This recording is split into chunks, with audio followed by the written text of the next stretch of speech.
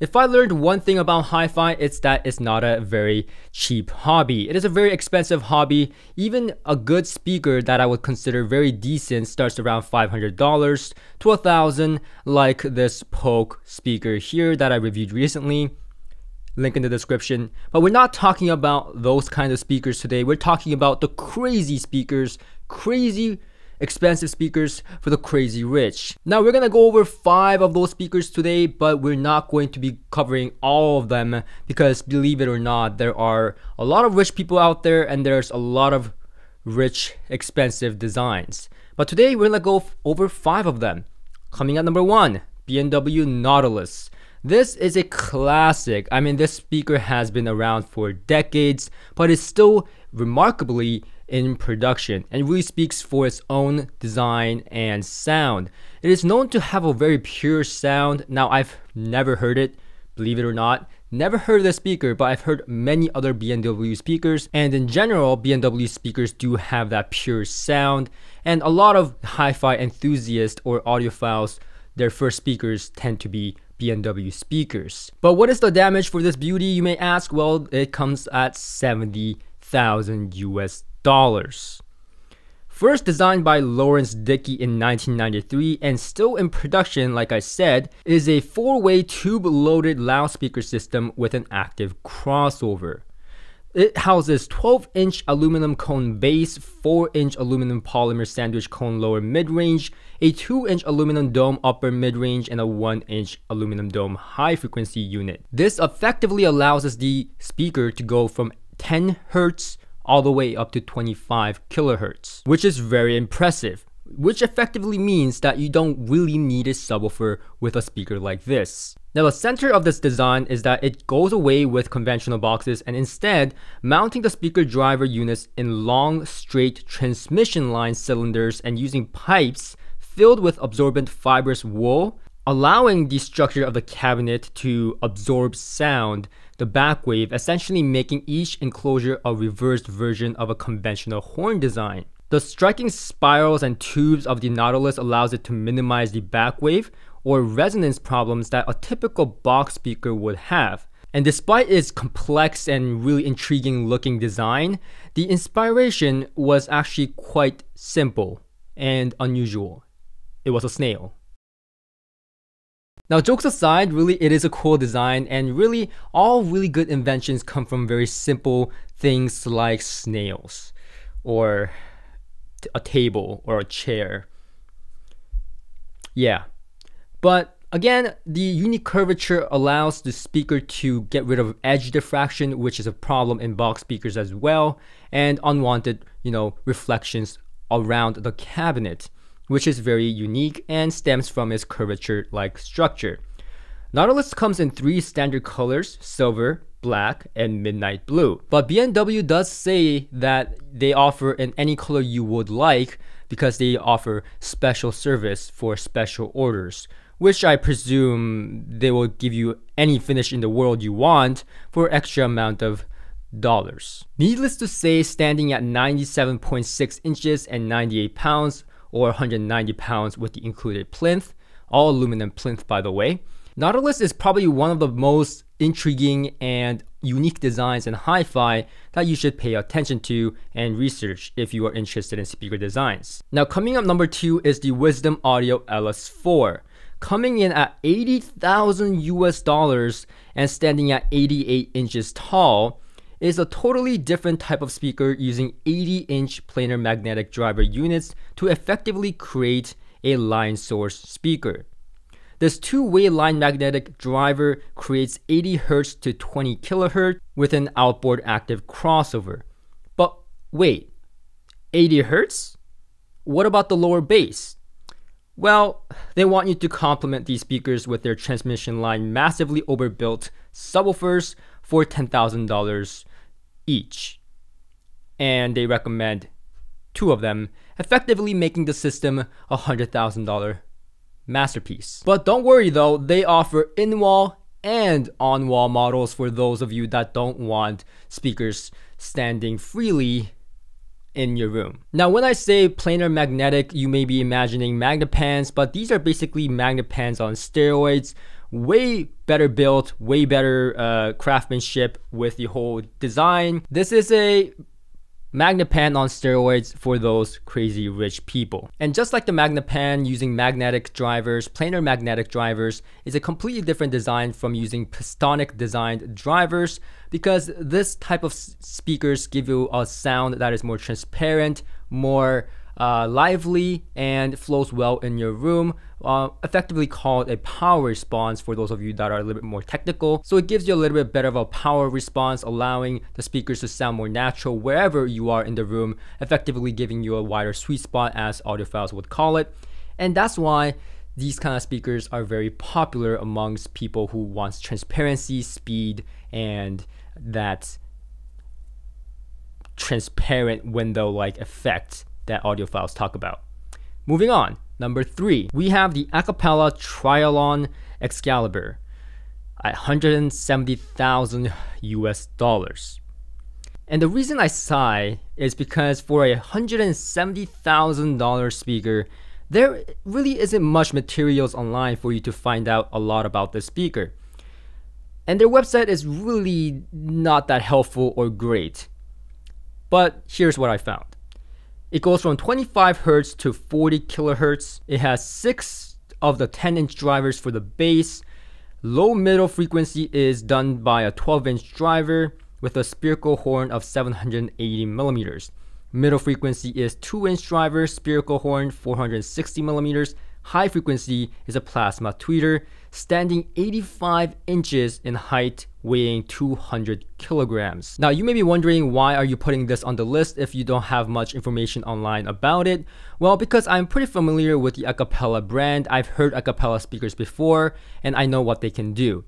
Now, I would imagine that the speaker does the same thing. It is a pretty awesome speaker. It's a horn design, which is entirely different from any of the speakers that we've mentioned so far. Horn designs are very effective because they are very sensitive. This speaker, for example, is 94 dB in sensitivity. And for those of you that don't know what that means, it means that the speaker, according to Capella, can be driven with an amplifier as little as 15 watts, which is great for people who want low-powered amplifiers that don't produce a lot of heat, or a little tube amplifier that gives you a musical sound.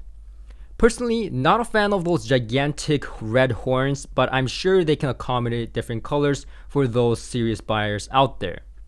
And when it comes to horn speakers, Capella does give you that grand sense of scale and really horn-like projection with, a spherical horn. And a lot of horn designs out there are not spherical. This one is.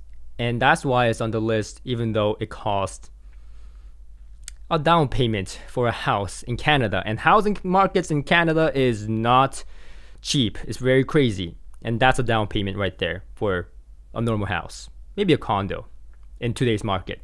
Moving on, number 4 on the list is Wilson Audio Alex 5. It ranges from $135,000 to around $150,000. And why is that there, the range? Well, it really doesn't say it anywhere else, but I will tell you right now, $135,000 to $150,000. That is because it depends on the finish of the material that you get. How do I know this? Because I used to work as a Wilson Audio dealer at a dealership.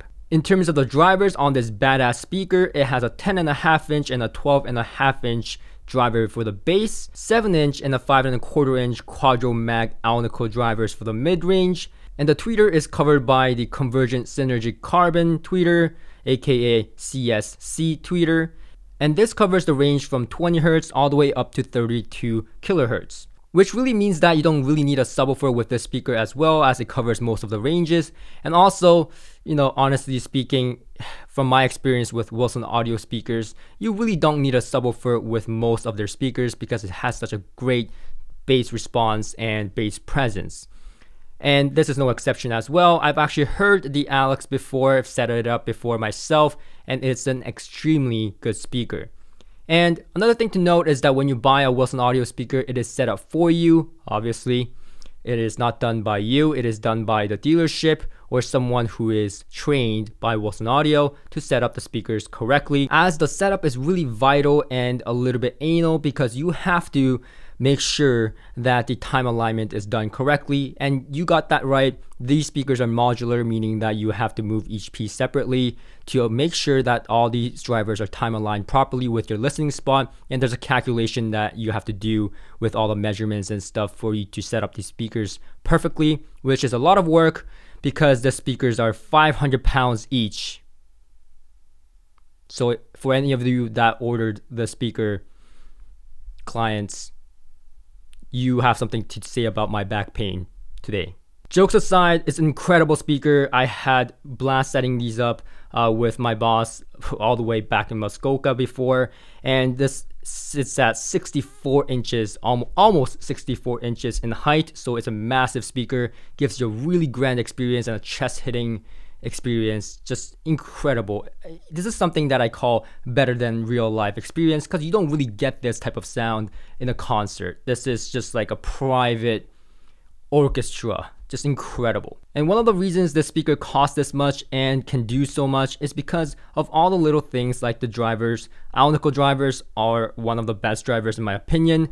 It really means aluminum, nickel, and cobalt, which is one of the best materials you can use. It was used in Tannoy speakers, JBL speakers in the past, and it's known to give you a very good sound. Some will argue that it's not the driver material, but I beg to differ because from my experience of hearing all nickel drivers, it has never failed me once. And of course, the gigantic size does help with the whole entire bass and the grounding effect of the sound. And another reason this speaker is so special is that because the enclosure type is different for each of the sections, the woofer, the mid-range, and the high frequency is all enclosed in a different fashion, allowing it to really effectively benefit from all the different types of cabinetry like a seal design, ported design, and so on, front firing, back firing, really optimized for the best room response.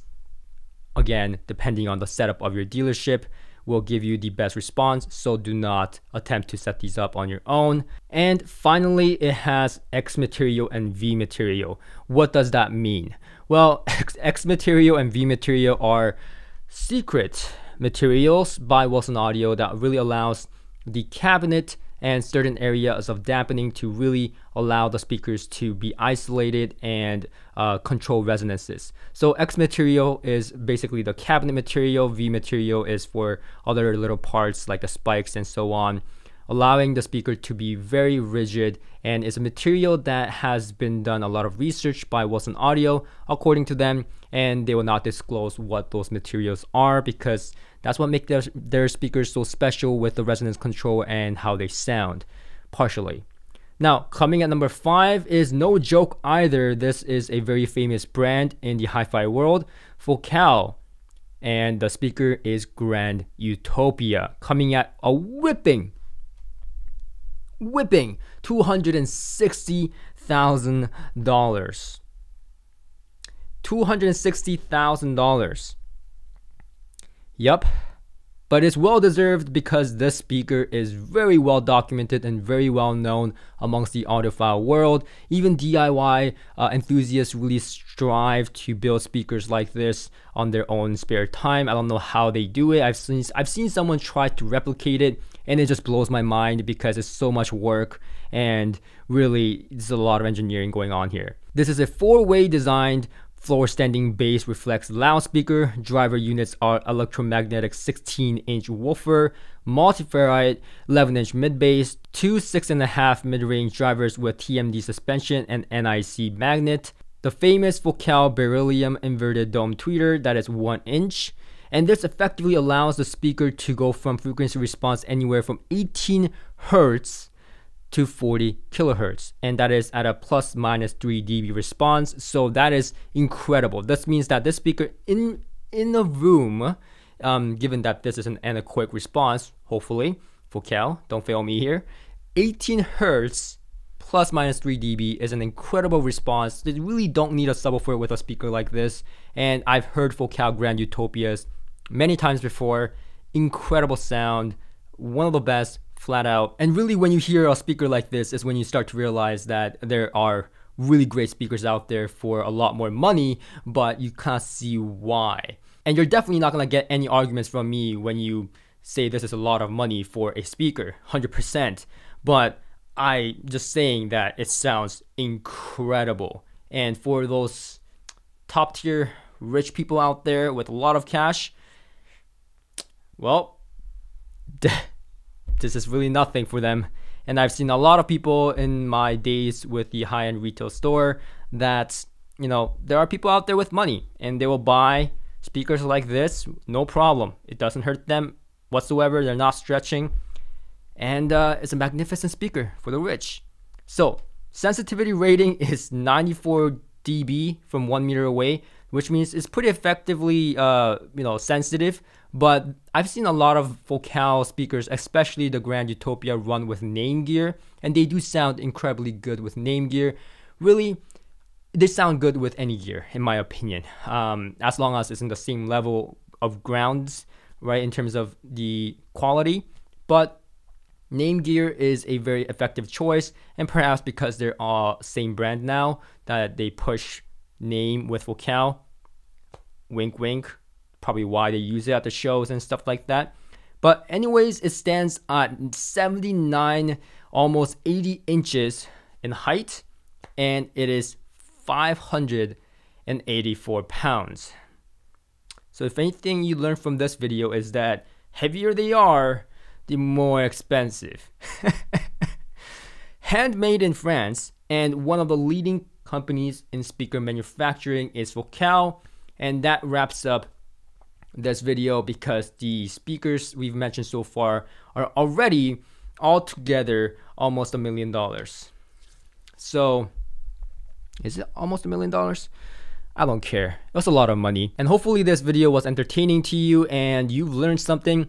I kind of search stuff up all the time, and I wanted to share the findings that I find, because I'm a huge nerd and I search up speaker designs and crazy rich people speakers, crazy speakers in general all the time. So if I find anything interesting, I would like to share, and so this is what I'm doing right now. If you enjoyed the video, smash that like button for me to let me know that you enjoyed videos like this, so that I can produce more in the future. And make sure to subscribe and click that bell notification so that you don't miss the next one, because we're definitely going up in price range for the next one.